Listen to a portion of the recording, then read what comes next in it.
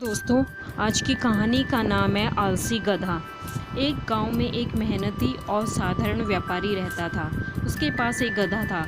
व्यापारी अपने गधे से बहुत प्यार करता था और गधा भी अपने मालिक से प्यार करता था।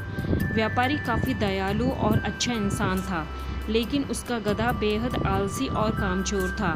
उसे सिर्फ खाना और आराम पसंद था। वो व्यापारी रोज़ सुबह अपना सामान गधे पर रखकर बाजार ले जाता और शाम को बचा हुआ सामान वापस ले आता। लेकिन गधे को काम करना बिल्कुल पसंद नहीं था। वो व्यापारी हमेशा अलग अलग चीज़ें बाजार में बेचने के लिए ले जाता था। एक दिन व्यापारी को पता चला कि बाजार में नमक की बहुत ज़्यादा मांग है और फिलहाल नमक का व्यापार करने में अधिक फ़ायदा है। तो व्यापारी ने निर्णय लिया कि अब वो नमक ही बेचेगा। व्यापारी ने अगले दिन गधे की पीठ पर नमक की बोरियां ला दी और बाजार की तरफ चल पड़ा।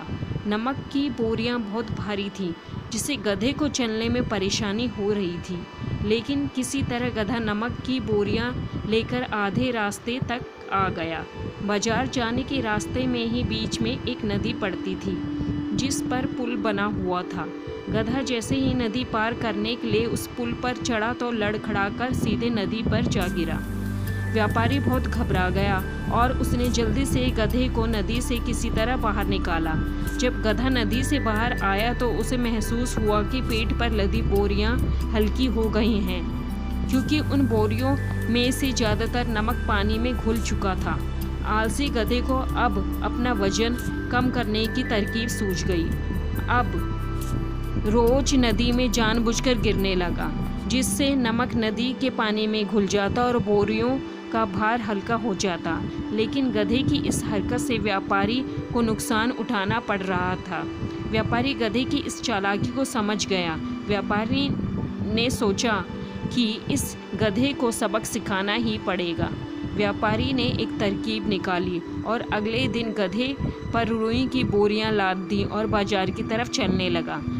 जब गधा पुल पर पहुंचा तो वह फिर से जानबूझकर पानी में गिर गया, लेकिन पानी में गिरने के कारण रुई में पानी भर गया और बोरियों का वजन पहले से कहीं ज़्यादा बढ़ गया था।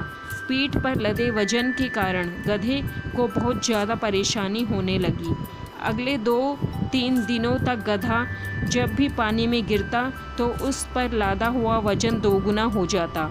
आखिरकार गधे ने हार मान ली और अब वो चुपचाप बिना पानी में गिरे ही पुल पार करने लगा। उसके बाद से व्यापारी जब गधे को लेकर बाजार जाने लगा तो गधा चुपचाप बिना नदी में गिरे पुल पार कर लेता। इतना ही नहीं, उसके बाद से गधे ने कभी भी वजन लादने में आलस नहीं दिखाया। गधे का आलसीपन खत्म हो गया था और धीरे धीरे व्यापारी के सारे नुकसान की भी भरपाई होने लगी। इस कहानी से हमें यही सीख मिलती है कि कभी भी अपने काम से जी नहीं चुराना चाहिए। कर्तव्य का पालन करने में आलस नहीं करना चाहिए। साथ ही व्यापारी की तरह समझ और सूझबूझ से यह सबक मिलता है कि अपनी बुद्धि और सूझबूझ से किसी भी काम को आसानी से किया जा सकता है और विपरीत परिस्थितियों को भी अपने अनुकूल बनाया जा सकता है। दोस्तों, आपको यह कहानी पसंद आई तो प्लीज़ इसको लाइक, शेयर और सब्सक्राइब करना ना भूलें।